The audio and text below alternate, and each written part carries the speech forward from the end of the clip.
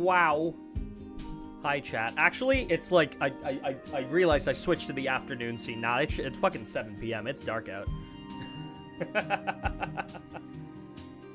Oh my god. Hello, everybody. Hello, Emma. Hello, Chelsea. Hello, Alfreton. Welcome in. Welcome in.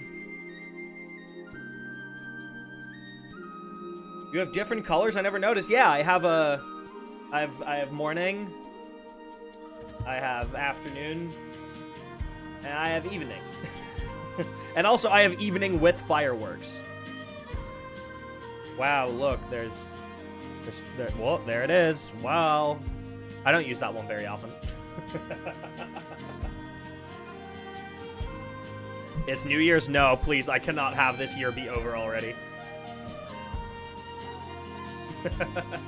What was your starting soon track before this one? I think it was a Spvwvky rip of, I think it was Don't Forget JP version. Yeah, it was Don't Forget Japan version. From Spvwvky. It was a joke that put some Undertale motifs in a track called, is it 3:43 a.m.? No, I don't know what the name of that track is. Is it 4:43 a.m.? I don't remember. There's a track like that. It might be 2:33. I have no fucking clue. Girl, we're already halfway through. Did you not realize? No, we're not. It's only month 5. It's not month 6 yet. Month 6 isn't over yet. We're still like over a month and a half away from being halfway. So shut yo bubblegum dum looking ass up. That censor was fucking terrible.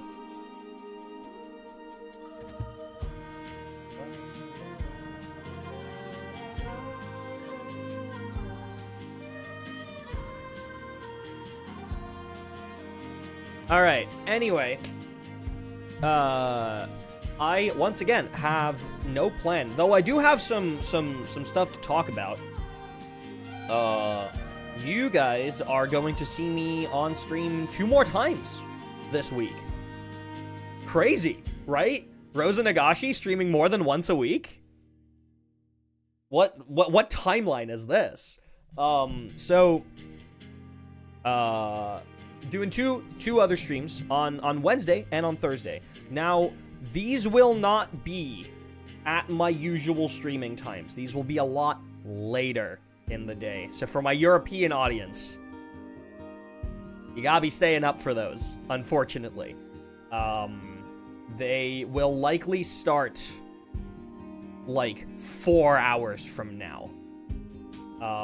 Which I know is unusual, and you'd be like, why the fuck would you stream at like 11 p.m.? But here's the deal. I have been working with a couple of other people on various things, and a lot of that working is going to be done on stream. On Wednesday, we're going to be having a pretty long stream with myself and a very good friend of mine, Saber, or you guys might have heard me refer to him as Chris in the past. K-R-I-S-Z. Important. The spelling is it's a different spelling than what you're used to. It's S and then Z. Chris with a K. Because Chris and I and another friend of mine, Leah, we are working together on we're going to be working together on a song, an original song for Multiverse Vistas, which is Honkai Star Rail's creative competition that they run every year. And Chris and I are going to be working on, I guess, the outline of that track on Wednesday. And right after that, after I'm done with that, I'm going to be going on Lesage's stream at 2 a.m. Yeah, I know, 2 a.m. Crazy. Because Lesage needs my help with a community project thing, and I'll probably continue to stream myself as well so that we can share chats. I'm going to be live anyway, so like I might as well, right? I'm going to be helping him out, and actually, I'm going to be on Lesage's stream again on the Thursday, because Lesage has been doing this little thing where he has just invited some musicians that he knows or wants to get to know onto a stream just to chat, just to yap. And that's going to be happening at 1 a.m. on, I guess, Friday morning, but it's going to be Thursday night for people's perception. I'll also probably be streaming myself at that point so that we can share chats. But yeah, so I'll be doing that. And I'm hoping to potentially do, for my stream schedule, to do more of these piano yapping streams early in the day. Like, when I start my day, just, you know, stream for 2 hours. And the occasional, like, evening stream after I'm done with all of my work to work with people like Lesage, like Chris, like all of those people. Basically trying to use a bit more of my available time before all of my work stuff to give you guys some sustenance. Because streaming's been going a lot better recently. I've been enjoying it a lot more. And I want to get a lot more out of it. Hello, Newt. I hope you had a good weekend. I did. My weekend was fine. It was just very stressful. A lot of stressful things happened this weekend. But I've been good. We got through it. Everything's fine. But very stressful couple of days. I'm glad that, like, today and tomorrow are quite, like, peaceful for me. Oh, man. Dude, I was listening to, I was just, like, listening to the Genshin soundtrack on shuffle last night, and it was only then that, like, I realized how little I've like, listened to the Inazuma soundtrack. Cause I've been trying to, like, get as much Genshin music in my repertoire as possible. And I was like, man, I don't think I've ever really played any Inazuma tracks live on stream. Which is kind of wild. So we should probably rectify that.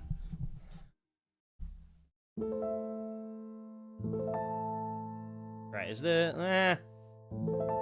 Yeah.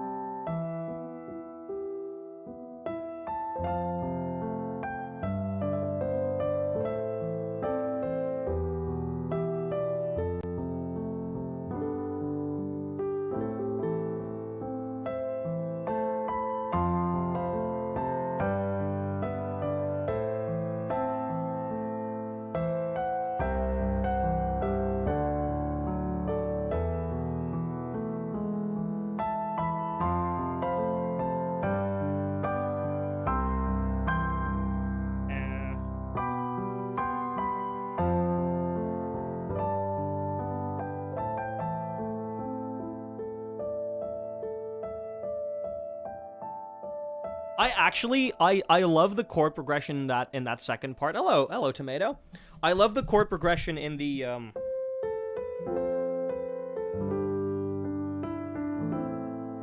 and then this.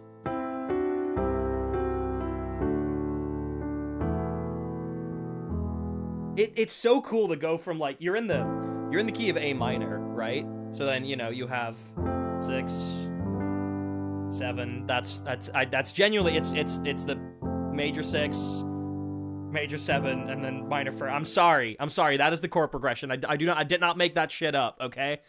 But you have F major, G major, A minor, but then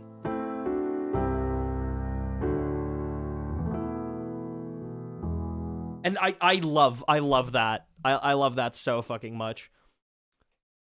Hello, Jane Arky. Welcome in. Yeah, it's really, really sweet. Because it's kind of a key change, but also kind of not. It's modal mixture, right?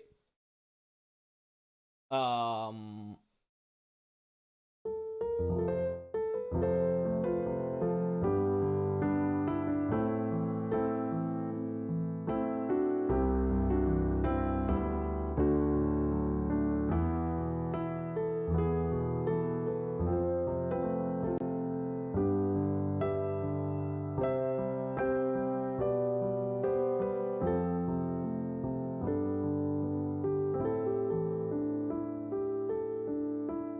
It's really neat. It's really neat. I like it a lot. Also, good night. It's 2 a.m. for me. My God. Go to sleep. Go to sleep. Go to sleep. God, I fucking love Andy Arthur Smith. His voice is so cool. I'm sure that some people in chat know what video I'm referring to.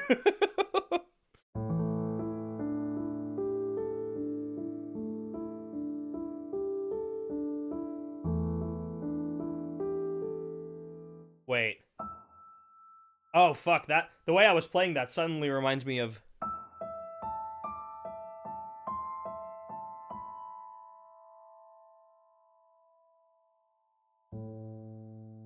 Or... Yeah, that's it.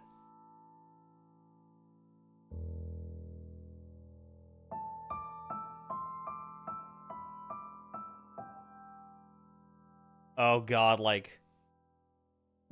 Day 1 Genshin players... probably have, like... flashbacks to this song currently.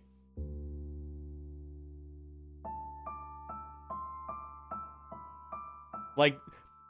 When I heard that again a couple of days ago, I hadn't heard it in a minute. It hit me with like that, like the gif of the fucking Ratatouille guy, like, you know, taking a bite of the food, and suddenly like it flashes back to when he was a kid, like that. That's what I have when I hear that.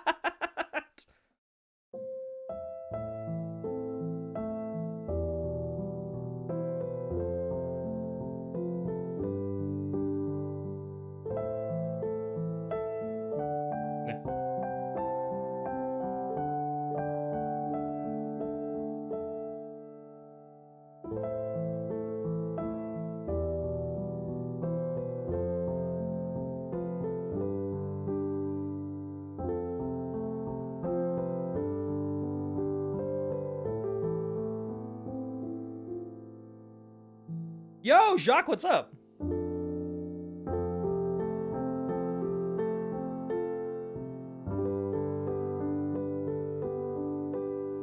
How you doing, man?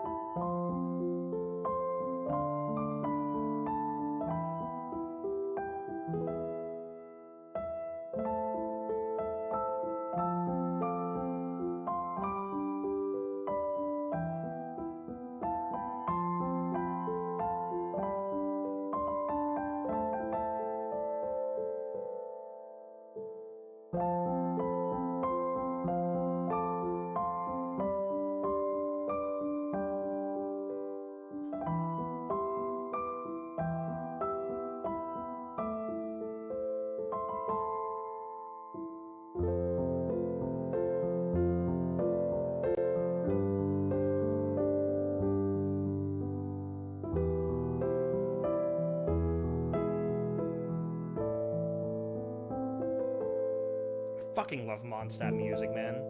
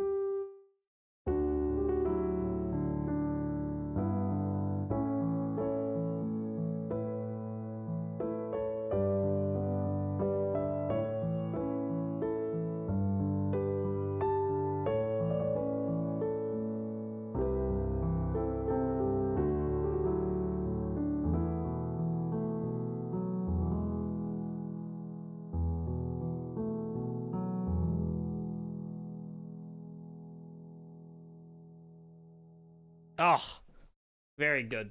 Very good. Can you play Despacito? Go f yourself.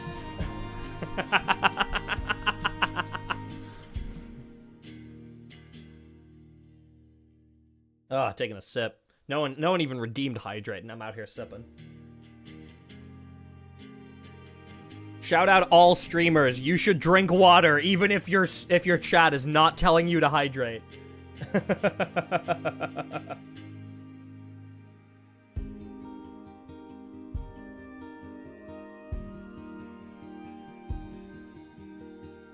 Man, I just am I really just gonna be playing Genshin music again for like 2 hours and then I swear to God, man, like I'm a good piano player. I can play so many things, but yet my brain just always goes to that. Like, here's the both the downside and the positive. Jacques, don't tell me your ass was not following until now.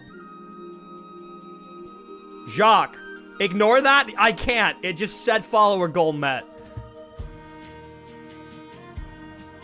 We went to a convention together, bro. That's really funny. Jacques and I met at WeebCon. That was over in the US. Cool dude, do recommend. I guess now he's one of our management kiddos, so, you know, there's that too.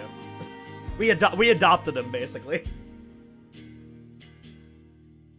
That's, okay, wait, no, that is literally how we roll. Like, some people have asked, like, hey, how do you guys, like, find new talents? Because, like, we're not exactly, like, super public, right? And every time somebody asks that, I just say, like, I don't know, man, they just come to us. Wow, look at the time, I gotta go back to work, bye! Like, I don't know how it happens, they just come to us. Like, they just, you ever heard of the cat distribution system?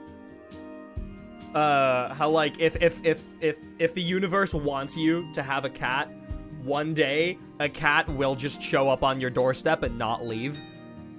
Yeah, that's how it works for us. Like, talents just show up on our doorstep, and we're like, hey, you wanna work with us? And they're like, okay. It's really funny. It's very entertaining. Obviously, there's a bit more there's more to it than that, but that's what it looks like. But want to know what the like positive and downside is of the way that I play music? I don't like. I play a lot, and like I guess that means that like I practice a lot. But a lot of pieces, like, I won't have, like, sheet music for her. I won't have the whole thing, like, in my memory. What I remember is what the piece sounds like. And then I play it based off of what I remember it sounding like. And that means that my arrangements can get a little bit more, I guess, they can have a bit more creative liberty, because sometimes I might not remember exactly what something sounds like. Which, it's a really cool skill to have, right? Because it means that if I've heard a song, I can probably play it. But the downside to this is that if I'm thinking of like, oh, what should I play next? If I don't have like a song in my head that I want to play, and I don't have anything like prompting a song in my head that I want to play, I will just be playing the same things over and over again because they're at the forefront of my mind. So like, sometimes I sound like a fucking one-trick pony on my piano, because I will just be playing the same shit for like every single time I open my piano, I'll be playing the same shit.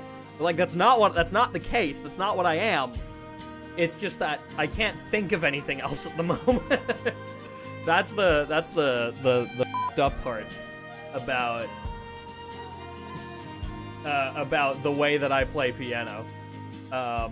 So what I've been doing more recently is just like throwing my playlist on shuffle, and then just whatever song comes on, Like, I'll try and play along to it, and that way I, like, diversify myself just a little bit more, at least.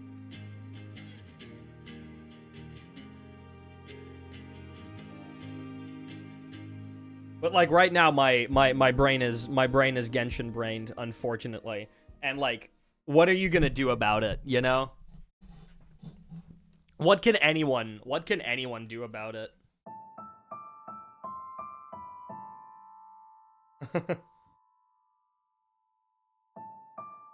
Wait.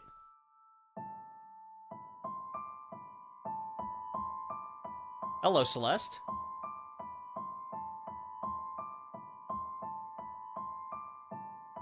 That's fucking... That's Golden Ridge, isn't it?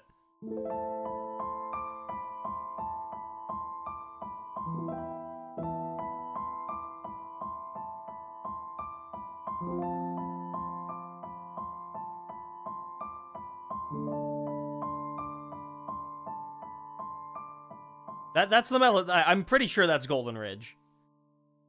Okay, well now I'm Celeste pilled, so now you're gonna get the hold on, let me turn the foreman down on this piano. Yeah. Give you guys a little bit more piano volume. There we go. Alright.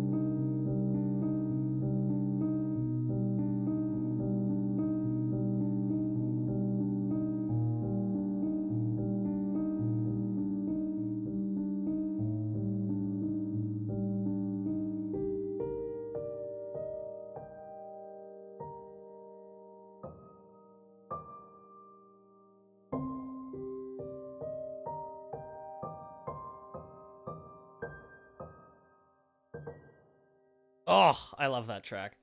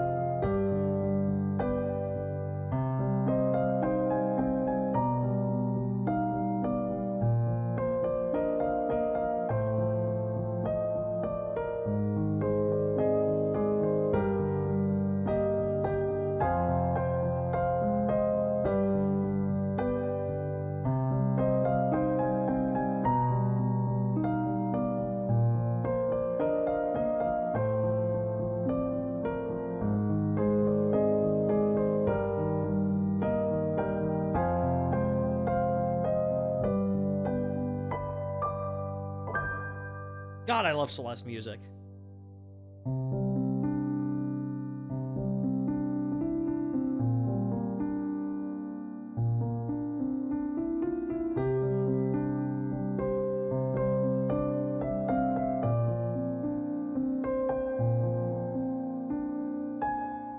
Ah.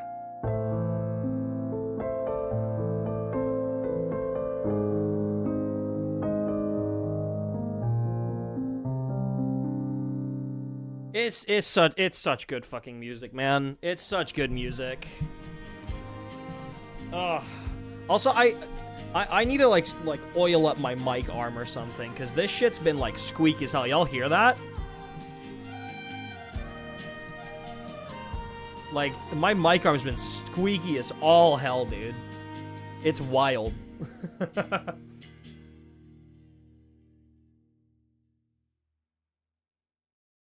And the problem is, like, whenever I'm playing piano, like, I constantly need to move my mic arm, like, I need to rotate it 90 degrees. So, you know, that's in front of my piano. And it's squeaky every time. I don't know what I should do to, like, combat that, but, like, surely it shouldn't be this squeaky, right? I need dude, I need to oil it up. Need to oil up the arm. Do not take that out of context, please. Do not clip me. Luckily, I'm not at a spot where I'm big enough that I get clipped by channels yet, unless, like, it's something really big. Like, I got clipped a couple of times when the whole, like, Music Box of Fate community cover came out, because we did like a Q&A stream about it. That got clipped a couple of times. But, like, I didn't get clipped. I don't think I've ever been clipped by any clipping channel, outside of that, which, honestly, good. I would love for that to happen. On the one end, I would love for that to happen, but at the same time, I'm like, oh god, do I want things that I say out of context to,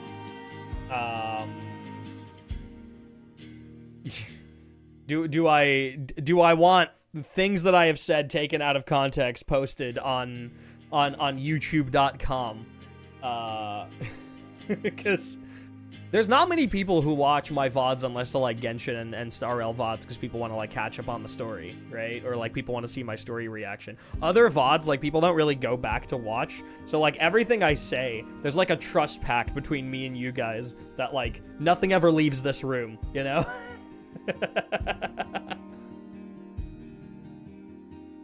Oh my god, I've been seeing, sorry, complete side note, I've been seeing Twitter freak the fuck out, about, like, the Tokyo Game Show posted an image, that was just, like, a teaser for the Tokyo Game Show this year, and people are freaking out, because the font that's used in that image just so happens to be the same font that's used in the Kingdom Hearts loading screen. And I'm just like, man, we are stretching, but, like, I hope for y'all that, I hope that it's real. I hope that that's true. But at the same time, I'm like, holy shit. That is a stretch and a half. I've never seen people excited by the font on a teaser image.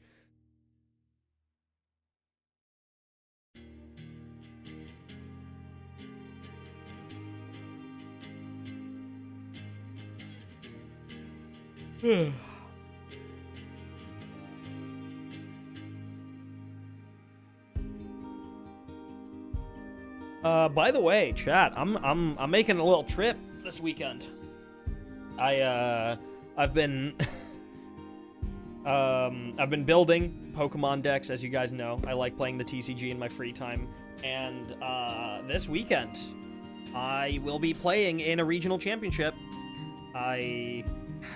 I'm not sure if I've locked in my 60 yet. I'm not certain. I'm still thinking about making small deck list changes, especially after the last week. I don't know. It's tough. It's real tough. Because, like, I'm genuinely not sure if I still want to play Arboliva, or if I want to switch it out for Hydrapple. Hydrapple seems like it would be so, like, it'd be so much better, because then, like, it's so much better into the Pult matchup. That's literally the main reason. It's better into the Pult matchup. That's why I want it. And then I just hope that a lot of people will bench their Shamans. but it's like it's so tough.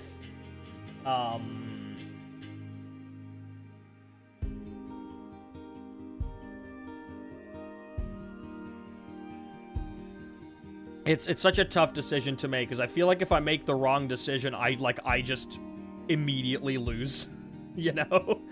But one cool thing about the deck that I have now is that there's a lot of rare cards in here. I've kind of been maxing out the deck, and it's been really, really cool. There's a lot of money in this deck now. So it better do good, goddammit.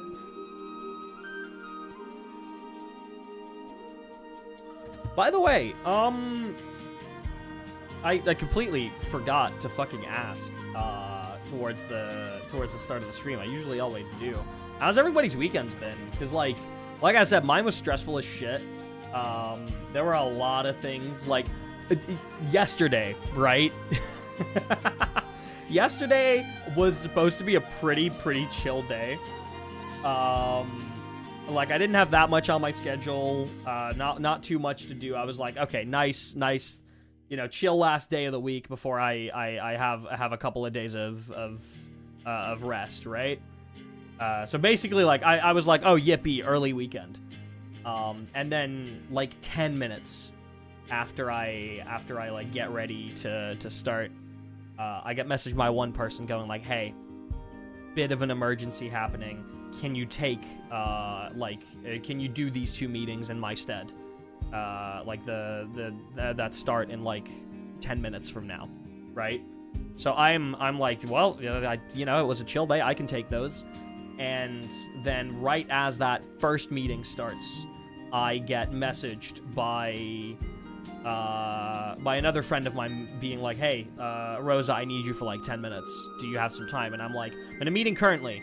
I have another meeting after this, but I probably have like 30 minutes in between. So yeah, like I can hop in as soon as that's done. I was planning to make food during those 30 minutes, but like I guess that wasn't happening.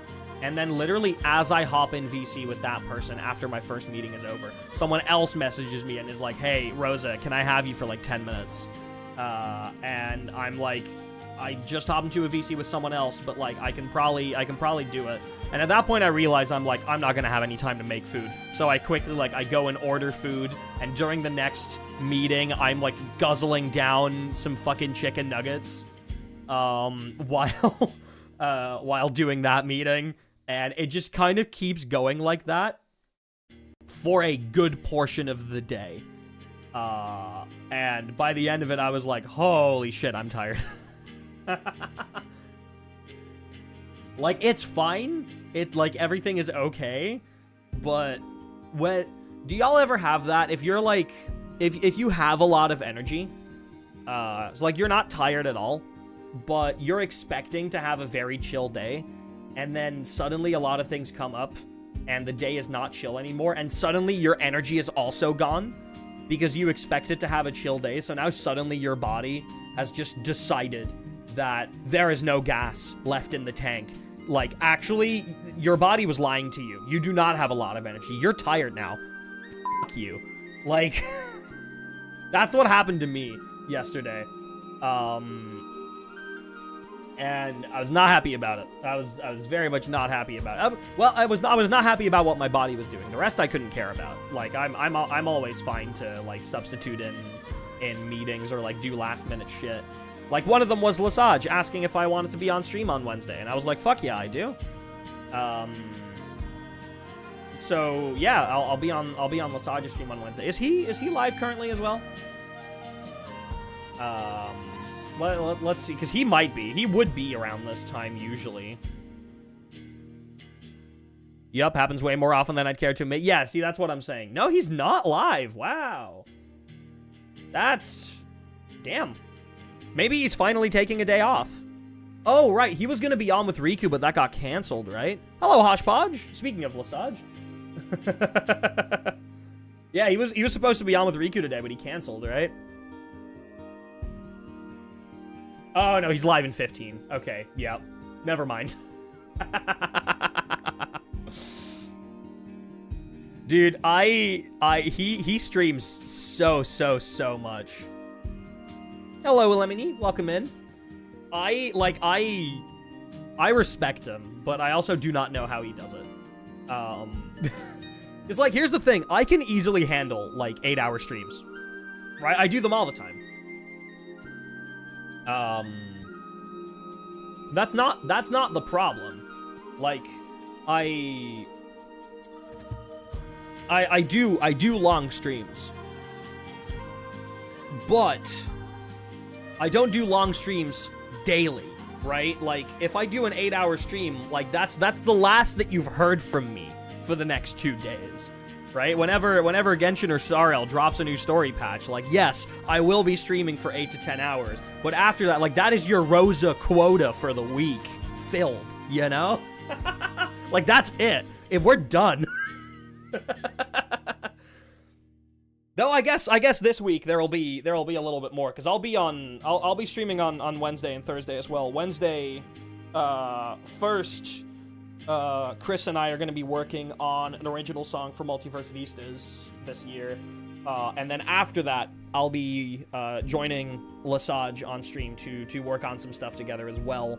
And then on Thursday I'll also be on Lesage's stream together with a few other guests who I'm not sure he's announced yet, so I'm gonna leave that to him to do. Cause yeah, I don't know if he's said anything about it on stream yet, so I wouldn't wanna rob him of the announcement. But yeah, you'll see me a couple more times this week, which is unusual for me. Normally I'm like one stream a week currently. Though I'm working on getting that up. I want to do more like early piano streams and like late at night working streams. Trying to see if I can, like, after seeing what Lesage does, I'm like, I think I could like manage some of that and just see how it goes, right? Oh, hydrating. Anyway, need to figure out what I want to play on piano next, because I want to play more.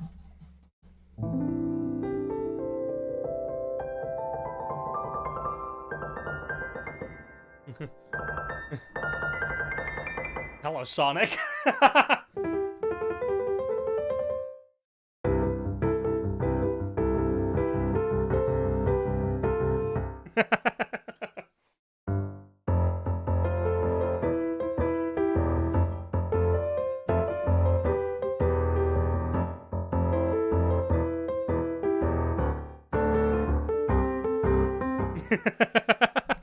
I don't know why that suddenly, like, popped into my head. Like, I just started going. And I was like, oh, wait, that's just Sonic.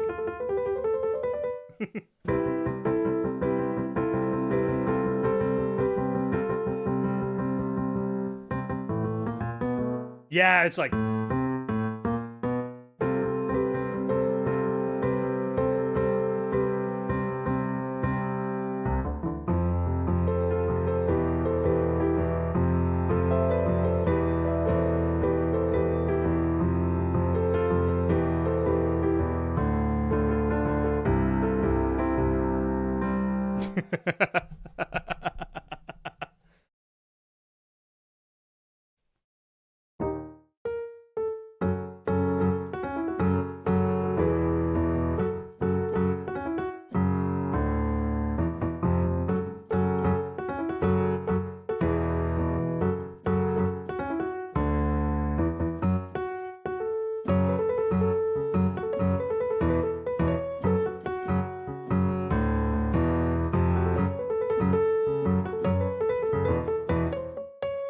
Fuck.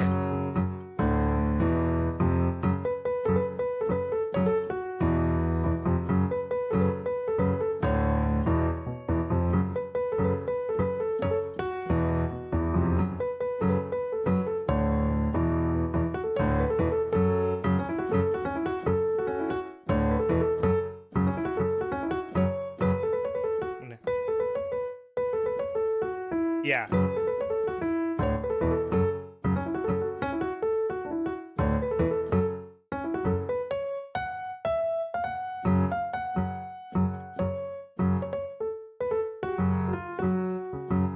Fucking chemical plant, dude. My god, I haven't played a Sonic game in a hot... Actually, no, that's a lie. I've literally played Shadow Generations. Like, that is the most recent Sonic game that they've released. That is a fucking filthy lie. I actually really did enjoy Shadow Generations. I feel like that was a really good game. I really liked it. I really liked it. But I did not play Frontiers. I should, though. I should at some point. It's just... Dude, I have such a backlog of games, and people keep telling me as well, like, oh, Rosa, you should play this. I'm like, I know. There's one friend who has been yapping in my ear about Unbeatable, and it looks like a really fucking good and fun game. But, like, holy fuck, I don't have the time. Where do I get the time from? I barely have time to play Genshin, and that's my main fucking game.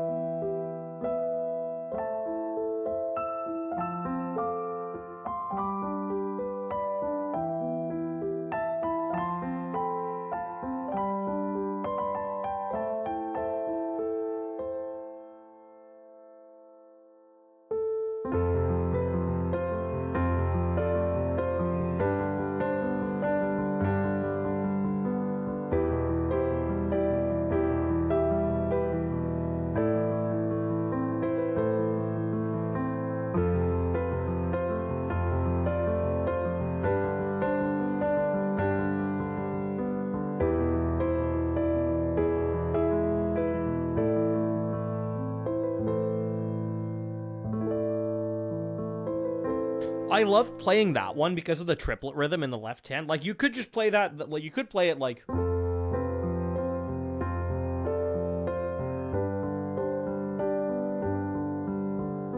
Right, just, you know, you play it just straight 4/4. But I love changing the left hand to, like...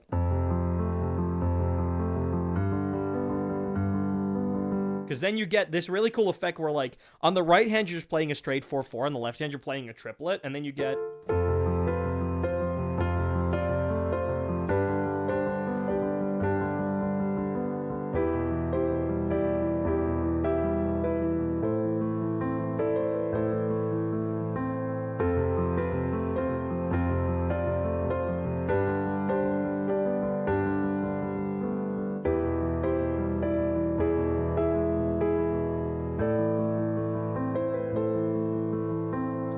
It's definitely something that you have to get used to because, like, you're playing two very distinct rhythms with both of your hands, which means that a lot of your notes don't line up. But it's just like, it's just rhythm practice, like...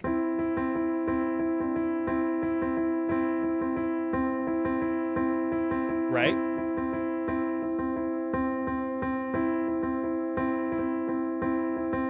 It's just you just gotta practice playing the like polyrhythms, where like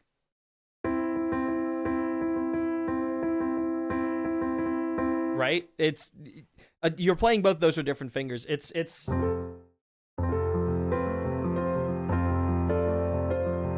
you just kind of have to channel two rhythms with your body and keep track of both of them. It's not that difficult. It's not that, I promise it's not that difficult.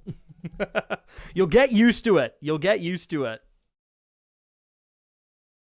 By the way, do we have any like requests in chat? Preferably songs I know. I am still like tired from like a very rough weekend.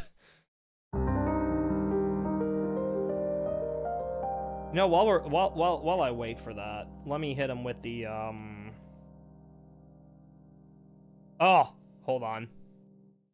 Let me hit him with the Sweden.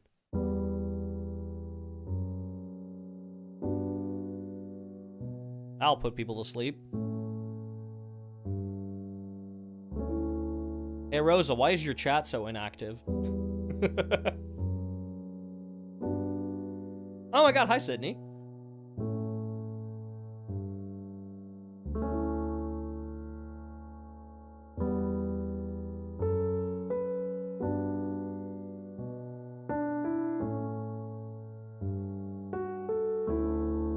Fucking love that chord.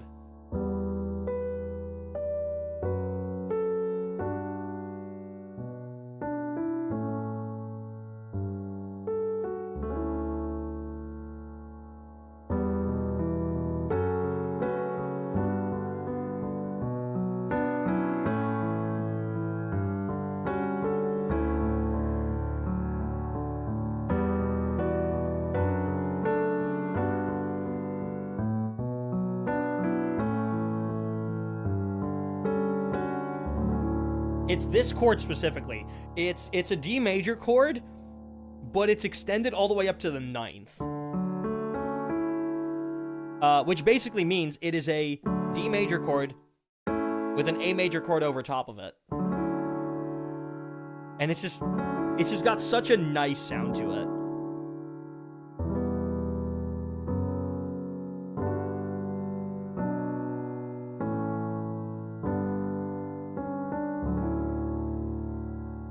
It's such a nice sounding chord.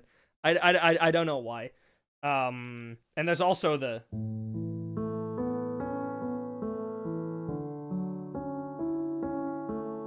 oh.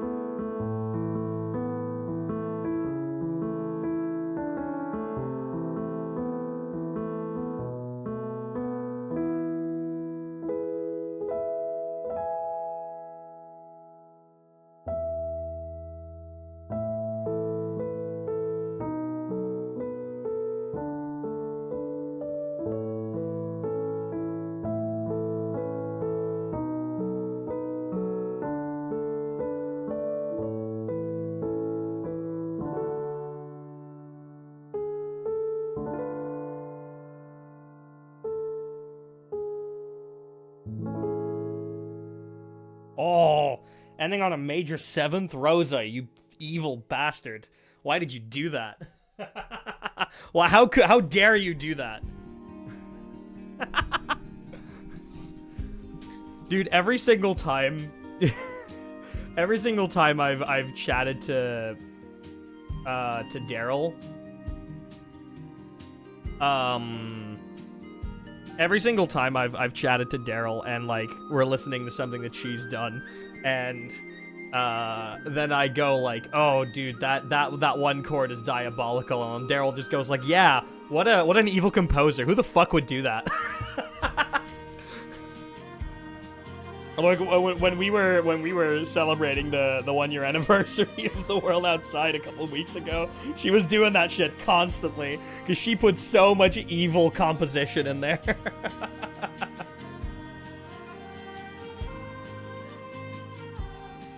It's so funny. It's really, really funny. Y'all, I have a problem. I'm going through the usual like streamer routine, right? Especially when you're doing a chatting stream, like you need to have topics that you can chat about when either your chat is not very active or like the topic has kind of died down, right? You need to always keep shit going. And I'm running into a problem right now where the only topic that my brain can think of is Genshin lore. It's literally been that nonstop. It's like there are only a couple of brain cells active at this point, and they're all fucking dancing around Irminsul. Singing their campfire song, dude. Like, it's bad. It's really, really fucking bad.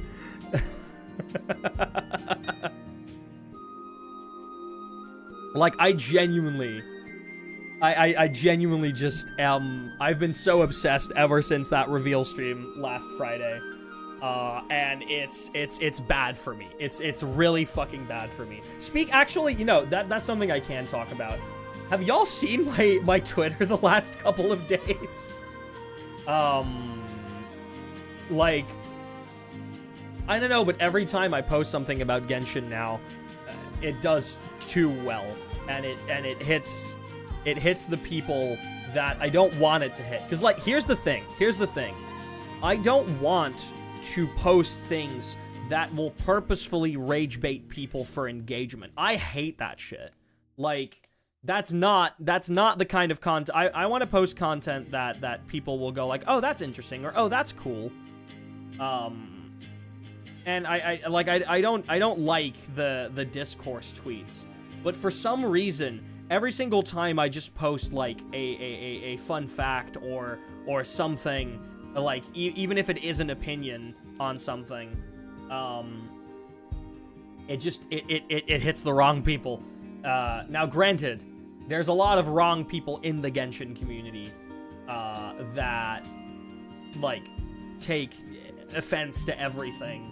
And not just the Genshin, just the gacha community, right? It isn't just the Genshin community. It's if anything, like I found a lot of people in the Genshin fandom who like really share the same kind of feelings that I do about a lot of things in the game, and they're like really nice and respectful about it. You just won't, you won't see them on social media very often because positive content does not do well.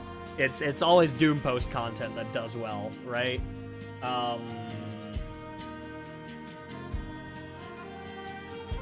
Rage bait, yeah, exactly. But for some reason, people have just been letting themselves get rage baited by the things that I said because they're either purposefully misinterpreting it or like because they just want to be mad for the sake of being mad. And honestly, that's quite interesting. That is quite intriguing. But I haven't posted anything about Genshin in like 2 or 3 days just because I didn't like the attention that it was getting. Like, I didn't post anything yesterday, even though I have some tweets in my drafts. the DMs do genuinely start, like, building. Like, people, this doesn't happen to everybody. Like, I've talked to a few of my friends, and, like, they don't have this, like, at all. But for me, like, whenever a tweet of mine does well, maybe it's just because I have DMs open to everybody, right? Because I do. My DMs on Twitter are fully open. Because, like, I've had the occasional, like, person reach out to me being like, oh, your music is really cool. Or, hey, I had a question about this thing that you did in your Millie Astra stage. Or, hey, I like the projects that you've been managing. Like, how did you go about that? And I love sharing knowledge. Like, people have always told me I should become a teacher. Because if there's one thing that I genuinely enjoy, it is, like, sharing knowledge on one of my passions with somebody who's interested, right? So everyone's always said, like, oh, Rosa, you should become a teacher. So maybe in the future, like, if all of this doesn't work out, like, I could, right? I could become a teacher. I'd love to become a music teacher, honestly. Like, I would have no issues with being a music teacher. It's just that I would rather pursue music myself first before dedicating, like, full time to teaching it to others. But, like, what Lesage is doing with his vocal lessons, God, if I could do stuff like that with, like, music theory or, like, even just piano lessons at some point, like, I honestly would enjoy the fuck out of that. Like, I think that'd be, like, really, really fun. I really need to, like, slow that Nightbot message down, because here's the thing, like, that fundraiser technically hasn't, it hasn't ended, technically, right? Like, it's still... Hold on. That fundraiser still exists, yeah? Yeah, it does. It's still open. You can still donate to it. Cool. But, like, technically, that fundraiser was, like, over half a year ago. And I just, like, I don't mind still advertising it, because it's a good cause. But at the same time, I'm like, Nightbot, you should slow down how often you write that. Yeah, let me... Hold on, timers. Oh yeah, it's set to every 10 minutes. Dude, fuck no. Set it to every hour. Every 10 minutes is crazy. That's wild. That is extremely... I think I set that up once because I set it up during the like Q&A stream that we did about the Music Box of Fate charity cover. I set it up during then because I expected the chat to be very active, so, like, it being posted every 10 minutes was absolutely, like, not a bad idea. But I just never changed it. I never changed it after that.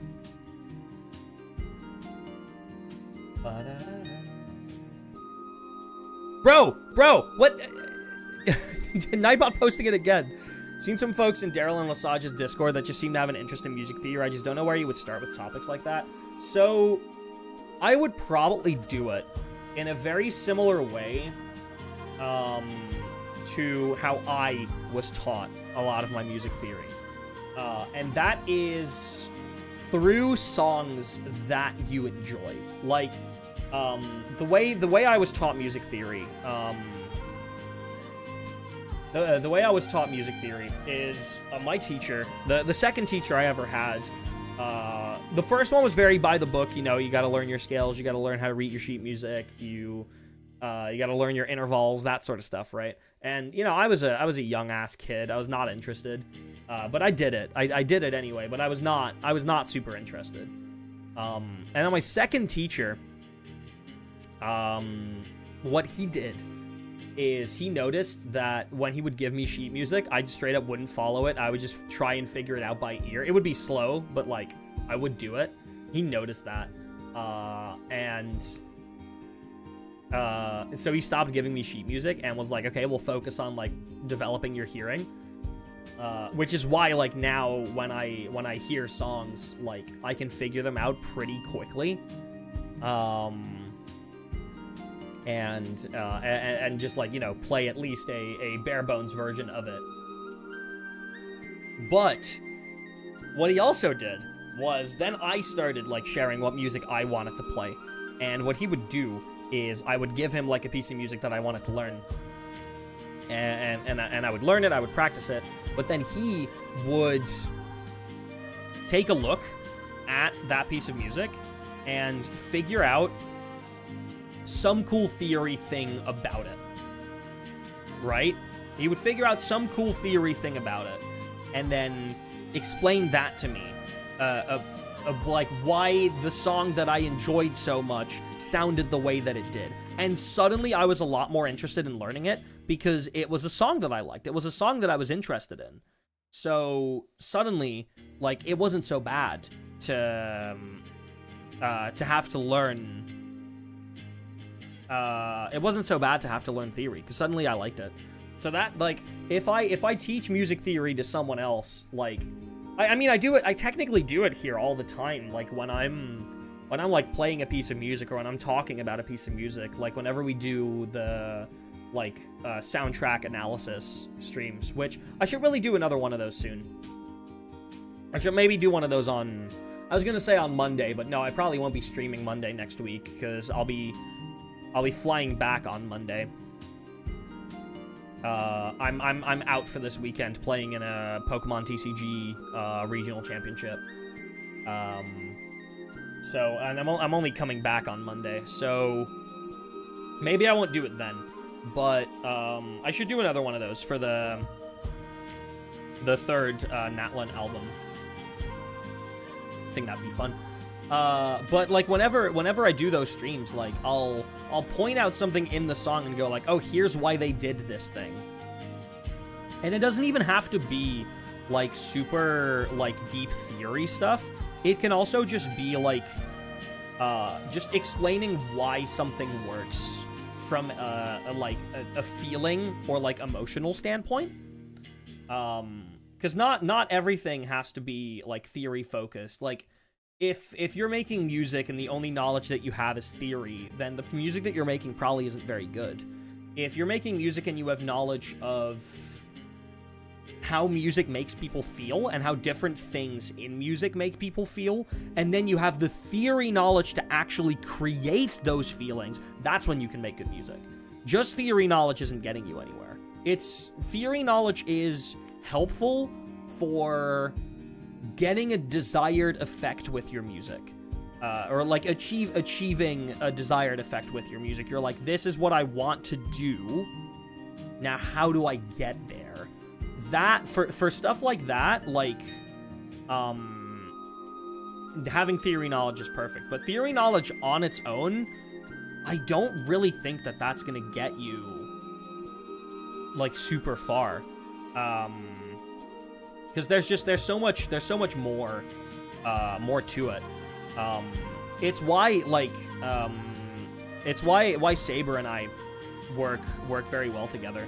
And I guess you'll see that on Wednesday, because we've been like workshopping an idea for an original song, and like the initial things that Saber cooked up were really cool. But like I was like, actually I would probably like arrange that a little differently, and then I was explaining like why, like chord structure wise, and he was like, oh yeah, I would have never thought of that, because like we both have very different like knowledge bases for this stuff. He is a lot better at the actual production than I am. Like that's a skill that he has, that he is way better at than me, and I'm like trying to learn from him as best as I can. So I guess that's why we make a pretty decent duo. So we'll be working on that on Wednesday. I'm actually so excited, dude. Oh my god. Last week, like a couple of days ago, Saber and we were working on the harmonies for the Odyssey project that we're doing. And holy fuck, that was so fun. 'Cause like it's a difficult song to make harmonies for, because Odyssey, hey, fuck it, music theory lesson. Odyssey engages in a lot of what we call modal mixture, which basically means that the song will constantly be flipping between major and minor. Not in the sense that like the song will be flipping from like, you know, from like C major to its relative minor, which would be A minor, right? Because it's the same scale, like the C major scale is, and the A minor scale is just that same scale, but instead of starting on C, it just starts 3 notes down. But it's the exact same notes, right? It's the same notes. They just have a different starting point. So that's the relative minor. It's not that. Odyssey isn't doing that. What Odyssey is doing, it's in the key of C sharp major. Hello, Vnixie, welcome in. So it's in the key of C sharp major. But what it does is, listen to this.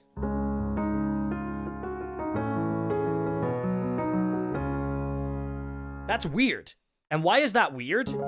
Because the A chord, the second chord in that sequence, right? It goes to A major, and A major has that E natural in there. And the problem with that E natural is if you play the E natural over the C sharp major chord, you get this. Which, like, these 2 notes will be in there. That does not sit well with everybody's stomach. But the reason why it works is because in that transition from that C sharp major chord to that A major chord, we've actually switched from C sharp major to C sharp minor suddenly, and that's a lot more noticeable in the verses, because the verses start in C sharp minor. The verses start with, and so like that note is in there, but then what is the second phrase of that verse? And suddenly we're in major. So we've gone from back to major, which makes writing harmonies for that song so fucking difficult, dude. It makes it so difficult to make good sounding harmonies because you constantly have to figure out which mode of these 2 the song is in, because that changes which notes are available for you to use in the harmonies. And sometimes it is ambiguous if it's in major or minor. There is no part of the instrumental that clearly declares the major third or the minor third. So that means that you can't use either of those, because then if you declare it, it goes against the instrumental's job of, like, specifically not declaring it. Like, that goes against the original artist's intent. And it also just doesn't sound very good. So it made, like, writing harmonies for that song so fucking difficult. But it was so fun, because, like, it was a true, like, exercise of, like, messing around with some techniques I don't often use when it comes to vocal harmonies, right? Like, for vocal harmonies, the easiest technique is to literally just go a third up or a third down. So a third or a sixth. Like, if I'm writing harmonies, like, if you have go a third up and then together, easy, right? Or you can go a third down and all together, right? Or easy, right? It works. It works completely fine. That does not work for Odyssey. Like, for the, I think for the, we had, like,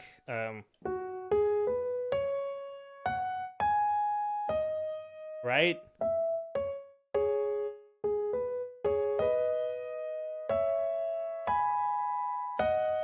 I think that was it. And then we had, like, oh no, we had, like, yeah.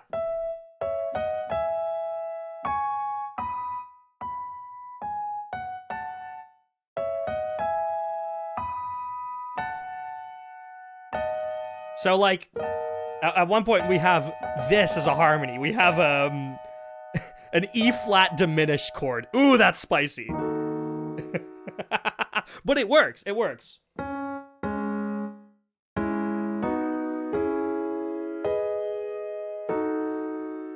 That's the harmony for that line, for the wandering near and far line. But it's like, it's so cool.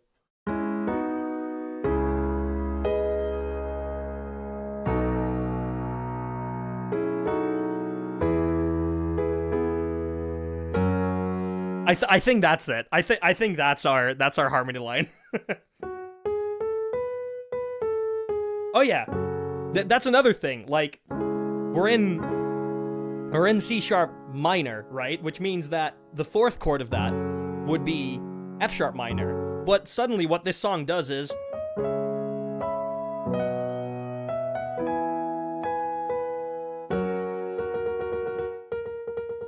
it flips that F sharp minor to F sharp major, which means that for the higher harmony, you have to do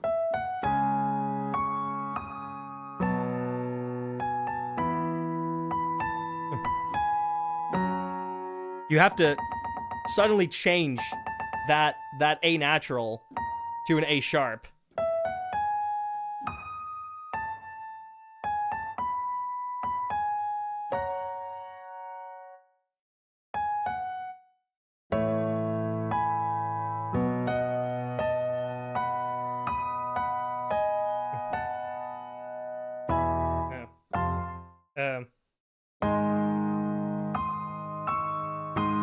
I think it's that. I don't remember what the exact one is, but like it's so cool. Also, hi Cloud and hi Cloud's girlfriend. Hi Cloud's girlfriend with Riz. Wink. I'm kidding. Oh, wrong sound. Fuck. Ignore the eagle.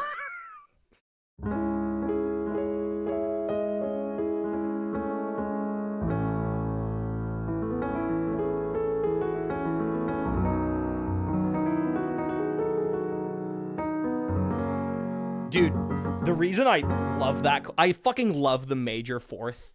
For some reason, I've been listening to a lot of songs lately that use it.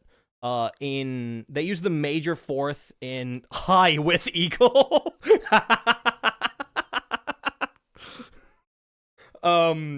It's songs that are written in a minor key, but then use a major fourth. Odyssey does it. Like that chorus is primarily in like C sharp minor.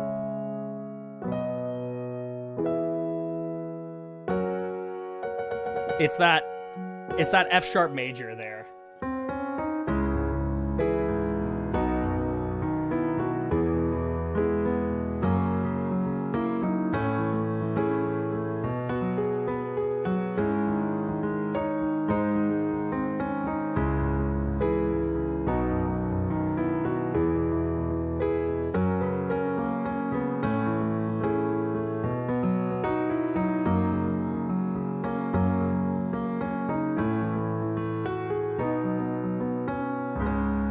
It's such a nice progression. Another place that uses it a lot is literally all of like Nodcry's music in Genshin uses the major fourth everywhere. Like its main theme, right?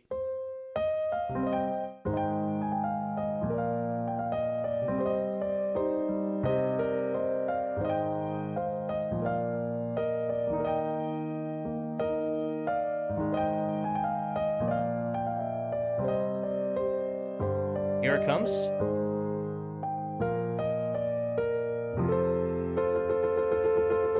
It's that F major.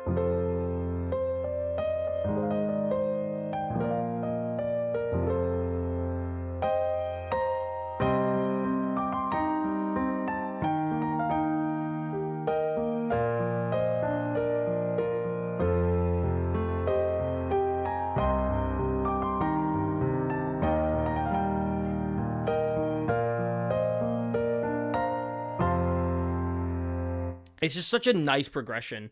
And I don't really understand why, but it feels adventurous to me. Like that's the word I would use to describe it. It feels adventurous. Which I guess it makes sense. That's like, that's why Odyssey uses it, right? Because that's very much like a, joy and whimsy adventure themed song. A lot of Nod Cry's music, honestly, is also that.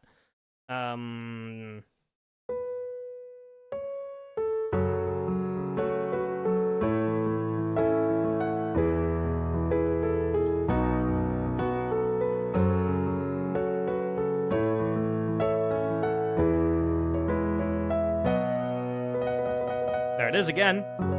We're in F sharp minor, and then there's that B major.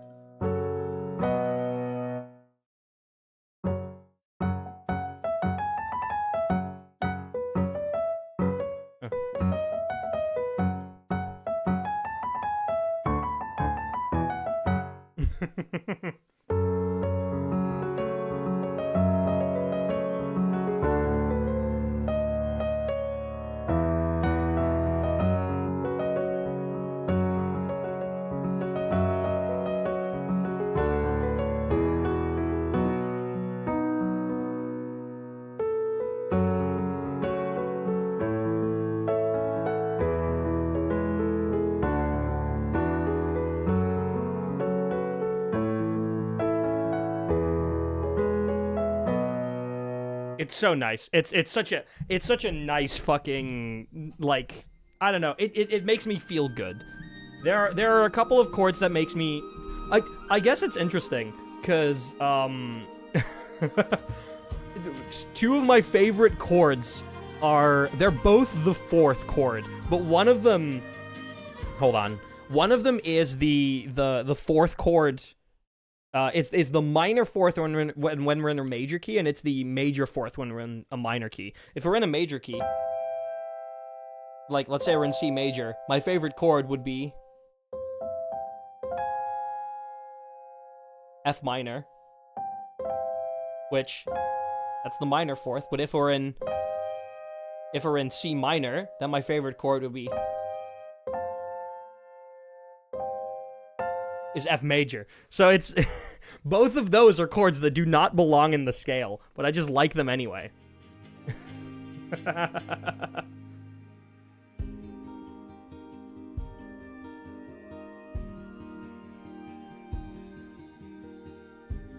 Oh man. Fuck, it's art. Wait, I've been live for an hour and a half already? What the f***? Hello? Dude, it felt like it's been like 20 minutes. That's crazy. What?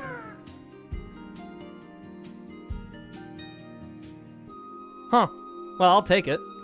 Hey, look, I like providing entertainment. Also, Sydney, I don't know if you're still here, but did all your PC parts get in?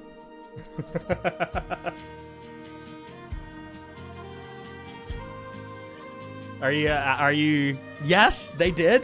All right, have you built it yet, or are you still setting up? For context, Sydney's been dealing with like their fucking everything crashing constantly, always at the most inopportune moments, and it's extremely funny.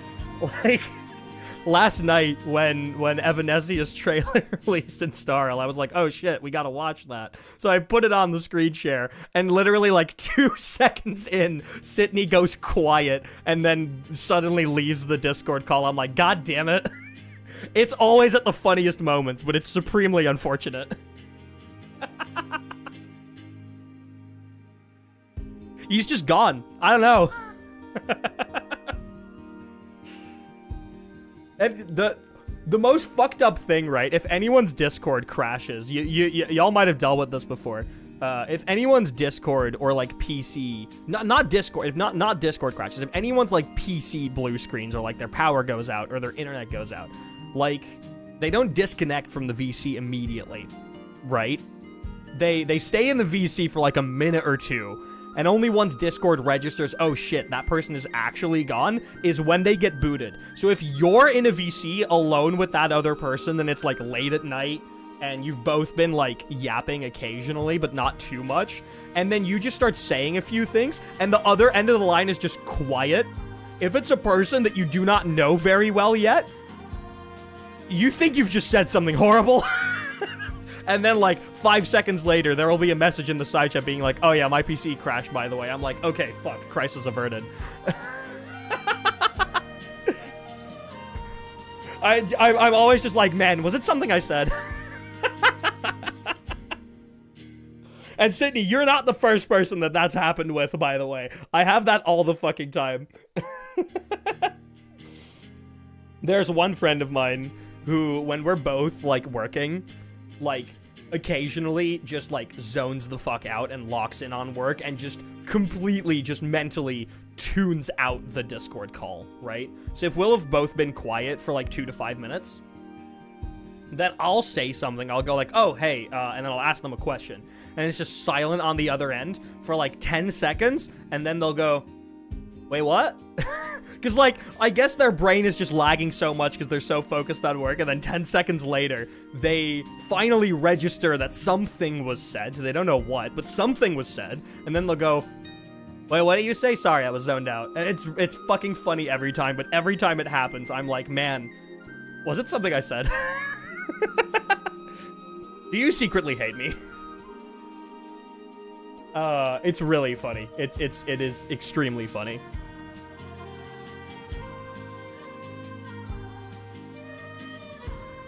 But yeah, I hope building everything goes okay, Sydney. Do you have to like transfer a shit ton of files over as well?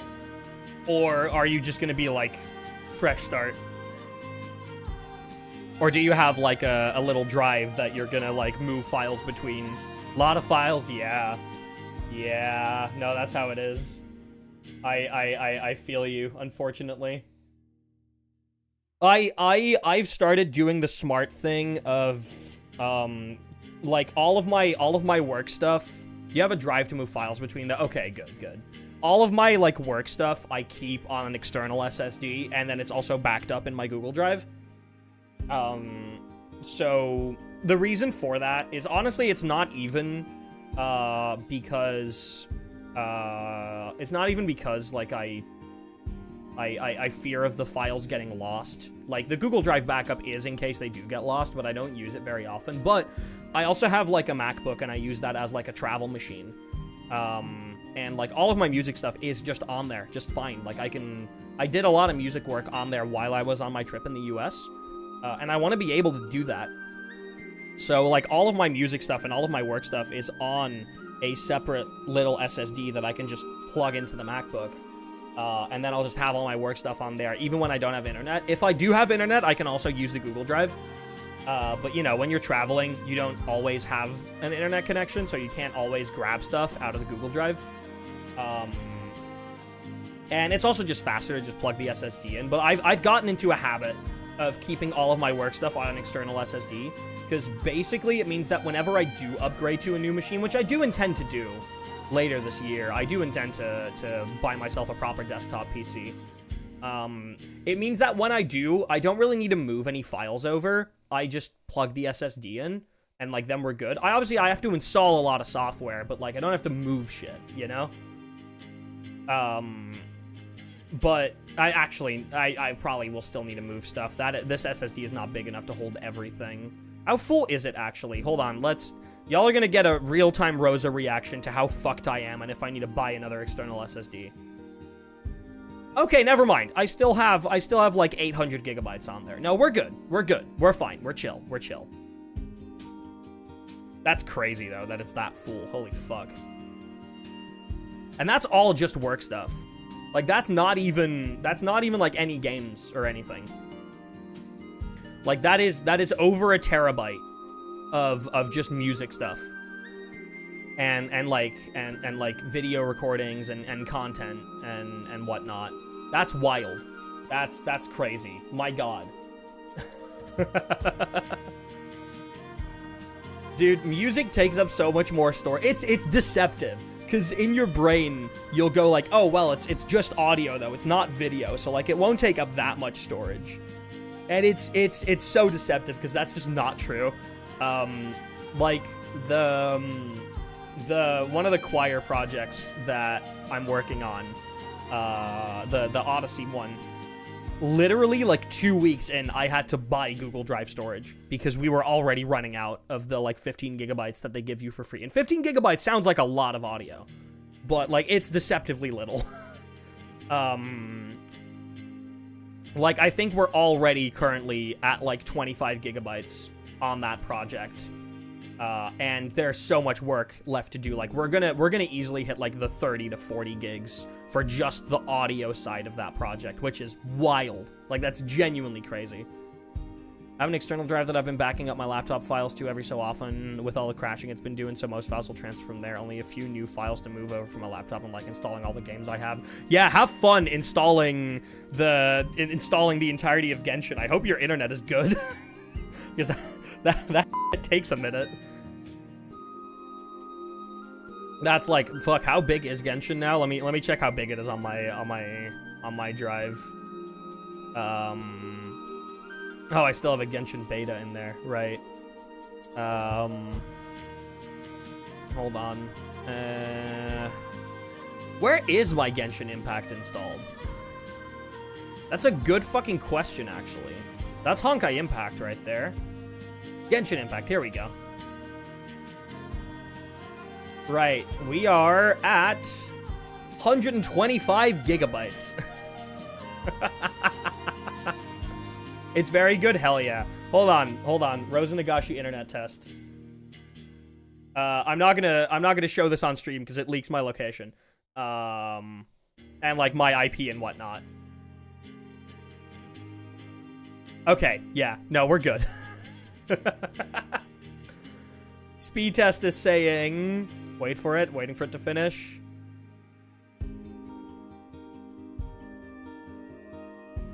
Speed test is saying 925 down. And this is testing while I'm live, so it's probably a little bit higher in reality.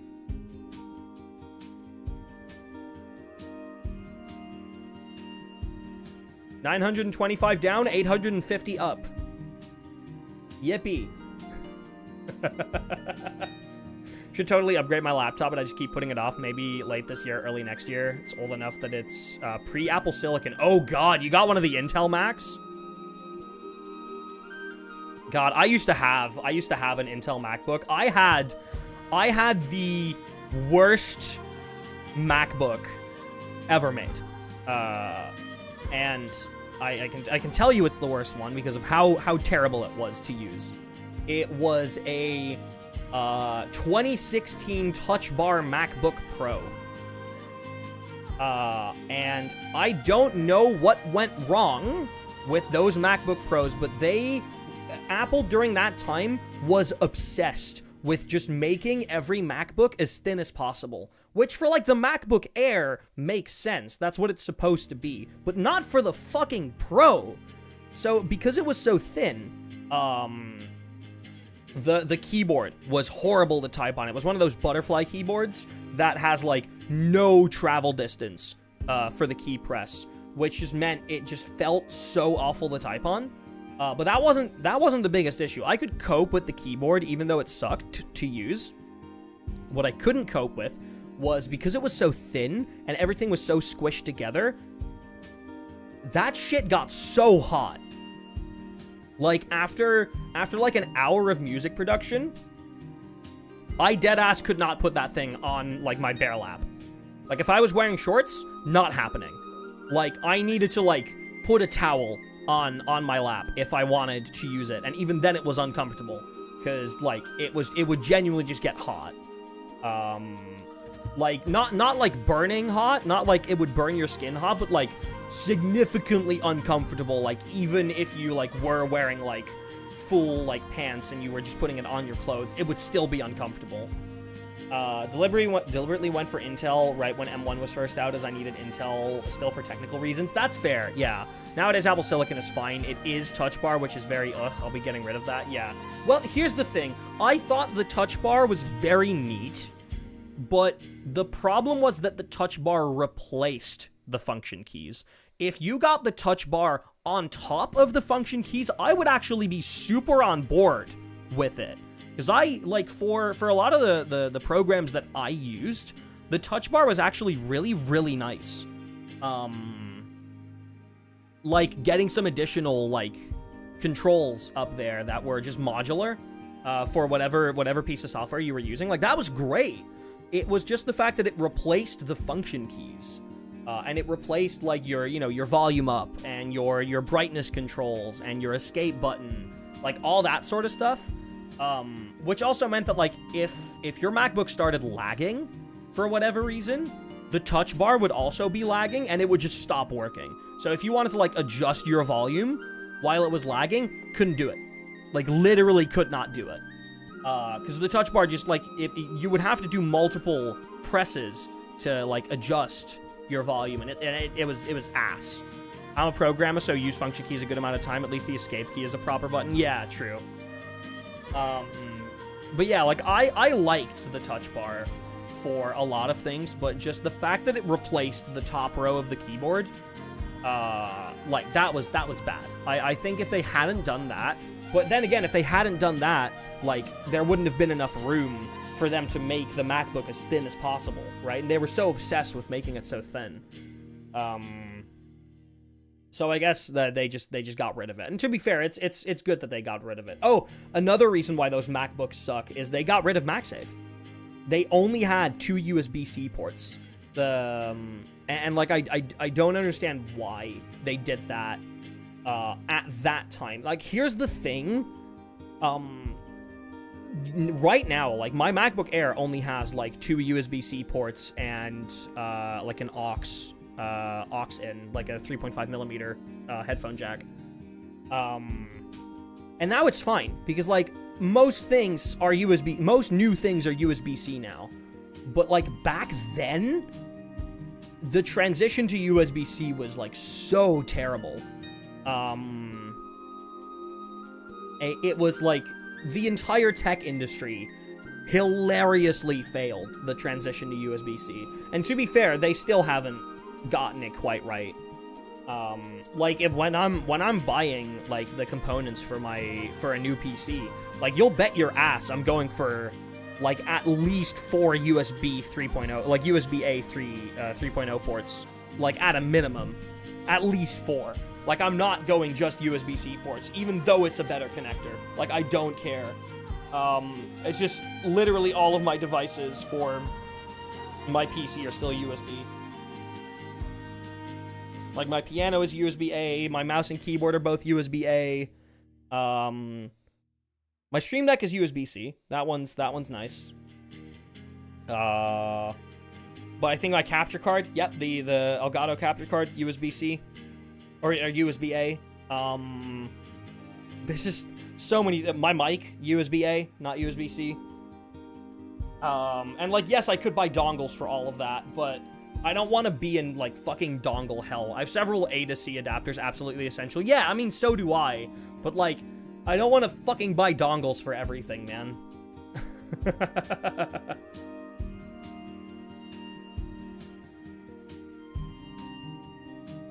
Oh. Hold on. Is that another VTubing agency shutting its doors? It sure is, unfortunately. Echo Pulse is shutting down on May 15th. IPs and all associated assets will be turned over to the Talons. Good. Good. Very good. Oh, man. And I swear to God, every single time I take one day off, another VTubing agency shits itself. Really interesting listening to you explain the piano. You sound so enthusiastic. I almost want to try to learn again, but you have to go now. Hell yeah. No, literally do it. Genuinely do it. Like, it's such a fun instrument to learn. Just learning any instrument is fun, but, like, I don't know. You should do it. Anyway, I hope that you have a great rest of your day.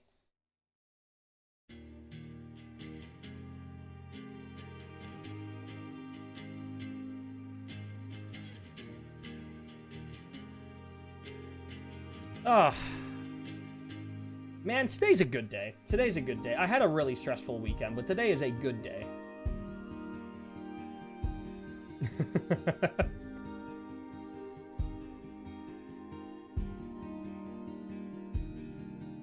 Fuck, I'm running out of things to talk about now. Suddenly I'm blacking out. You ever, well, I say you ever have that. I don't think there's any other, like, chatting streamers in chat. But, like, if there are, do you, if you are a content creator, do you ever just, like, you go on, like, an entire train of thought and you're, like, yapping for 30 minutes, and then at one point you finish a sentence and everything's just gone. You literally don't have anything else.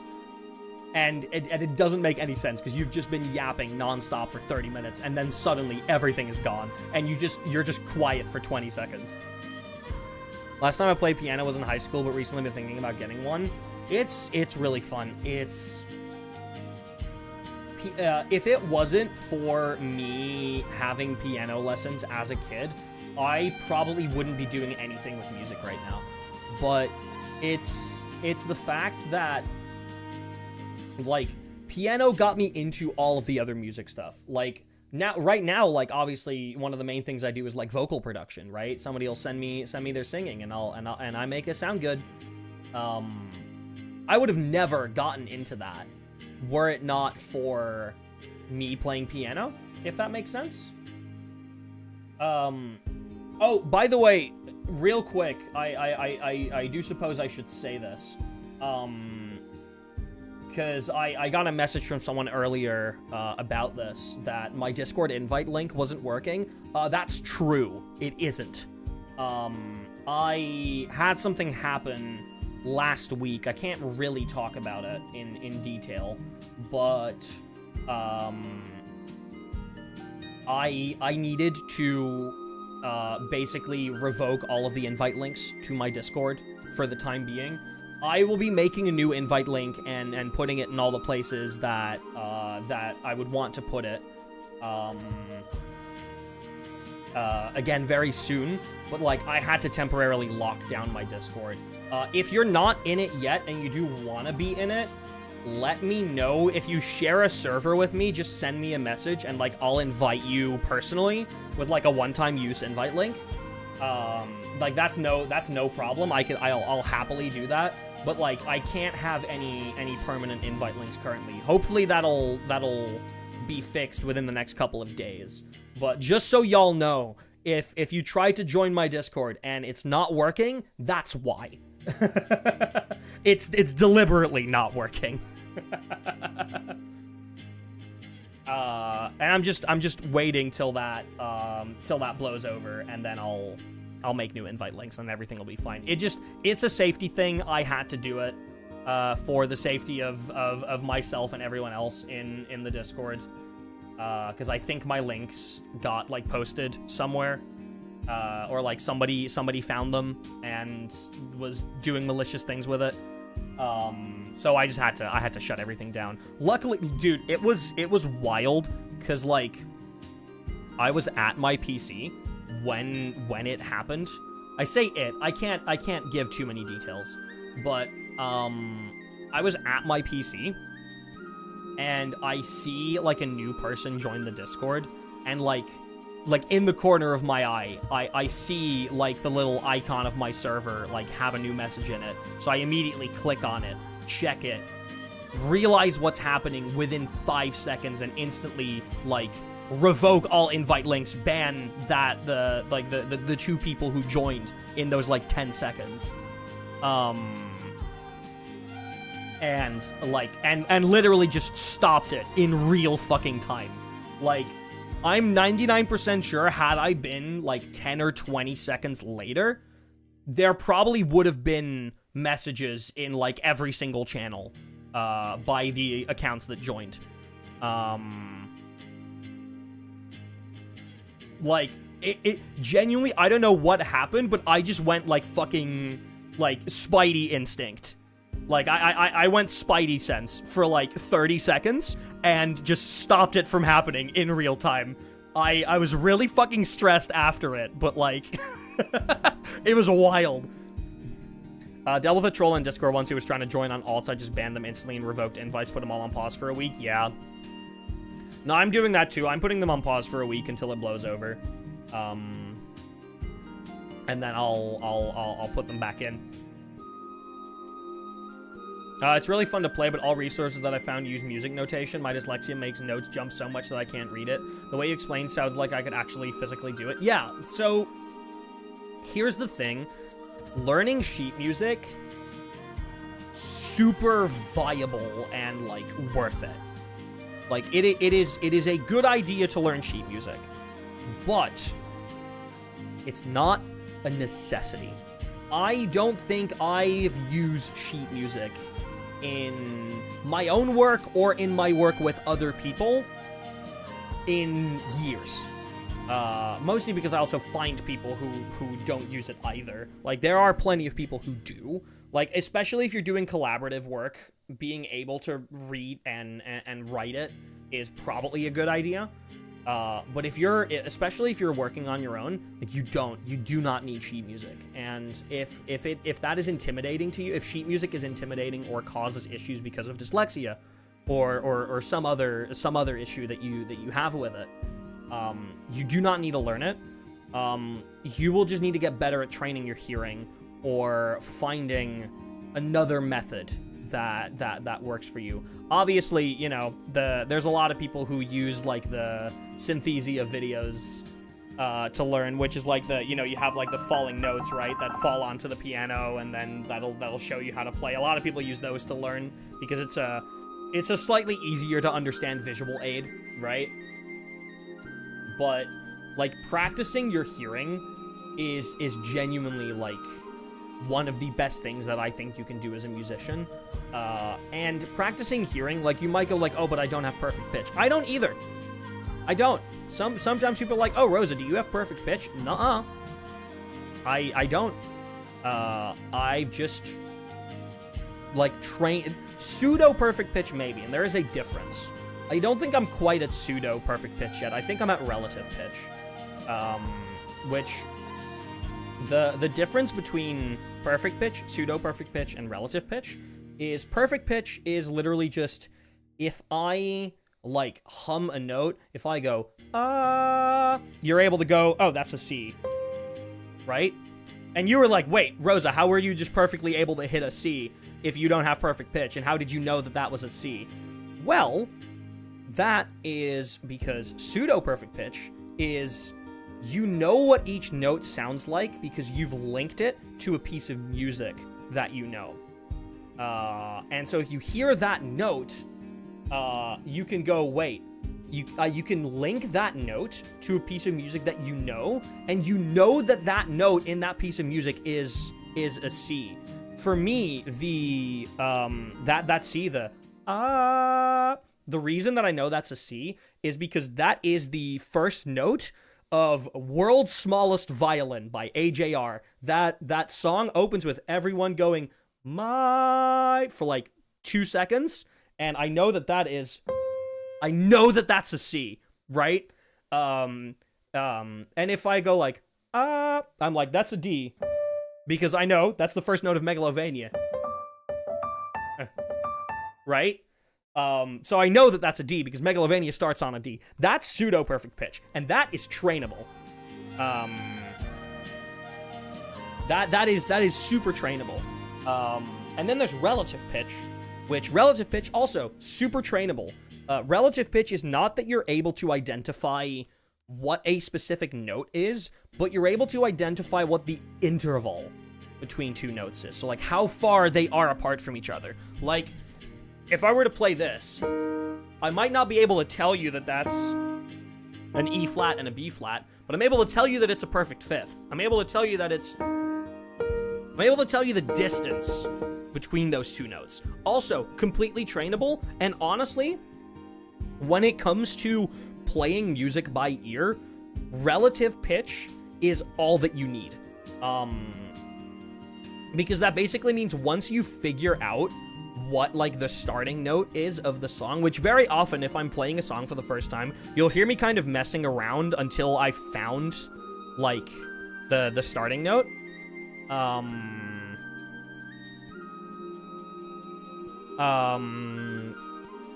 If you figure out what the starting note is you can go from there. But like that's why you'll usually hear me like play around a little bit until I found it. I could actually use that one to remember it. I heard the C note from the AJR song in his voice when you said it, which one it was. Yeah, right? But like that's how you train that stuff, is you find notes that are like easy to remember from specific songs. And then if you kind of like work your brain, if you work your brain to like work that way, you can actually just straight up get that get the effect of perfect pitch without actually having it, which is why people call it pseudo perfect pitch. So yeah, train that. Try and train relative or pseudo perfect pitch. Relative pitch is hard to learn. It's a lot of like just playing a random interval. That is that a sixth? Yep. That's a major 6. Like I'm just like blindly hitting notes on the piano.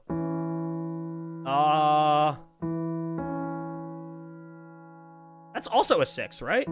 Yeah. What is? That's a tritone. That is a 5th? No, it's no. Yeah, it's a perfect 5th. That is a minor 5th? Yeah. And also a tritone, like minor 5th tritone. It's like that is something that like if you are like properly studying music, you'll get interval training. You'll get solfege is what people call it. And that is by a lot of people one of the most hated things in music theory, for a lot of folks. A lot of folks do not like it. I do though. I think it's neat. I think solfege is neat because it's actually like unironically so fucking helpful. It's such a helpful thing to learn. But like it is difficult. It is very difficult to learn. Start simple. Start very simple. And then you'll get there.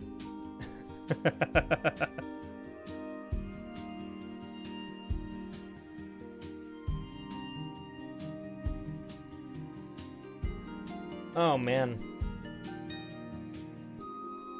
Fuck, it has just straight up been 2 hours. Dude, my streams always go so much faster than I think they do. It's really funny, honestly. Like whenever I'm yapping, it legitimately feels like hours pass so fucking quickly. Part of me wants to go knock on Lesage's door because he doesn't have Riku. I don't even. Well, hold on. What's he chatting about?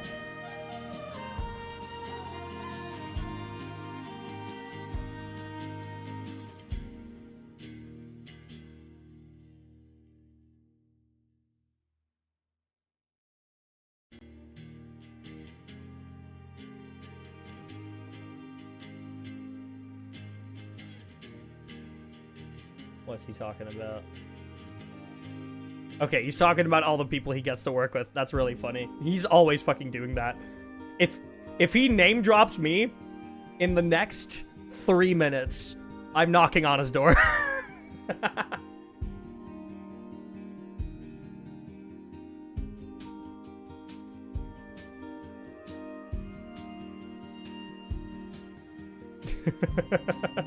If he mentions my name within the next 3 minutes, I'm knocking on his door. I'll keep that open.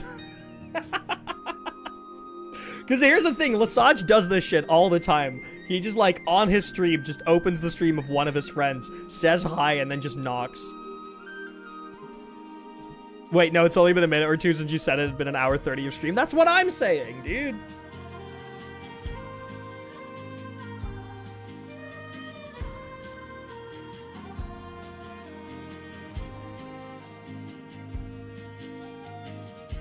He's such a cool dude, though. I'm really glad that we've kind of dragged him into the VTubing rabbit hole. For those who don't know who Lesage is, so he's just a guy, but he did a lot of like analysis content, and like he's an opera singer. He's a professional opera singer. He gives like voice lessons on stream and all that too. His community's fantastic, and he was like already growing, but like he had no idea what VTubing was, and then suddenly, like, you know what? Actually, let me do the shout out on Twitch. There we go. If somebody showed him Music Box of Fate, Iron Mouse's opera song, and suddenly he's like, wait, these VTubing people are so cool. And then I reached out to him because like I helped work on the charity cover of that he watched on stream. So I like reached out to him being like, hey dude, you're really cool. Like, if you want to chat about this, like, by all means, be my guest. Like, please let me know, and I'd be happy to come on. And then he kind of just got dragged and speed ran the VTubing rabbit hole. Like, he genuinely just did speed run it. It's honestly wild. Like, it's kind of fucking crazy. It's kind of crazy because now he's connected with so many other like artists and producers and VTubers in the space, and he's just like, he's chilling and working with all of them, and it's so wholesome. It's so cool. And every time he comes to me and it's like, Rosa, this is your fault, and technically it is because I was the first one to reach out, but I don't think it's entirely my fault because I don't think I would have been the only one to reach out. I just kind of accelerated it.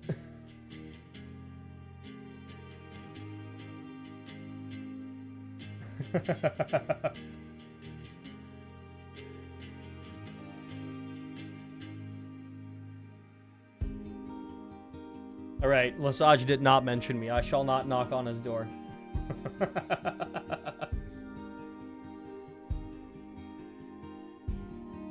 It was close though. He mentioned Saber. He mentioned Daryl. I was like, there's like a 10% chance.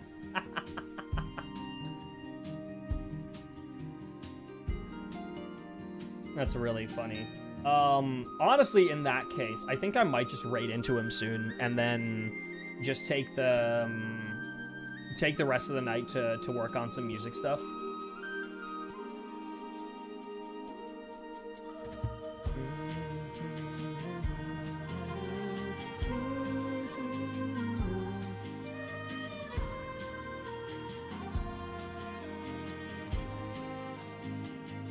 Yeah, I think I might just raid into him, and then call it for the day, and then work on some music stuff. Cause like I said, y'all, this won't be the last stream that you have with me this week. Yippee-ki-yay! More than one Rosa Nagashi stream in a week. It truly is a blessed time. What a good time to be alive. And then, you know, honestly, I might even boot up Pokemon TCG and play some matches, because I gotta prepare for the regionals next week. I gotta lock the fuck in, dude. Like, I want to make day 2. I think I'm good enough to make day 2. I genuinely do think that I am. But honestly, like, I could very easily just lose 5 games and just absolutely go down into the fucking mines, which would be a shame. That would be a true shame. So let's not do that, and let's just have a good time instead. You know, let's just be chill. Let's just be nice, and let's not eat shit. So yeah, that's what I'm doing. I'm gonna raid into Lesage. I can do that on both YouTube and Twitch, actually. I forgot YouTube also has Lesage also streams on YouTube, so I can actually raid into both. Where is he? Lesage singing. There he is. Boom.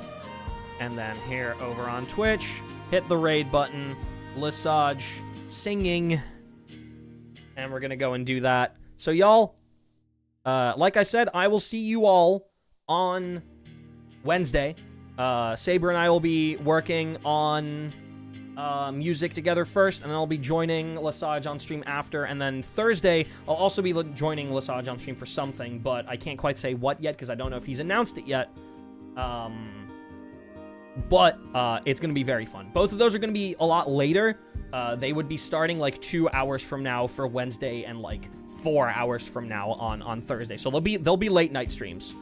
But if you can watch those, if you're American or you're a night owl European like me, then you'll be able to watch them. All right, chat. Have a lovely start of your week. Sydney, in your case, good luck with building your PC. I hope everything goes okay. I hope nothing breaks. Everyone else, I mean, I don't know. Good luck with whatever it is that you will be doing later today. And I hope that you have a lovely start to your week. All right, guys. I'll see you around. Bye-bye.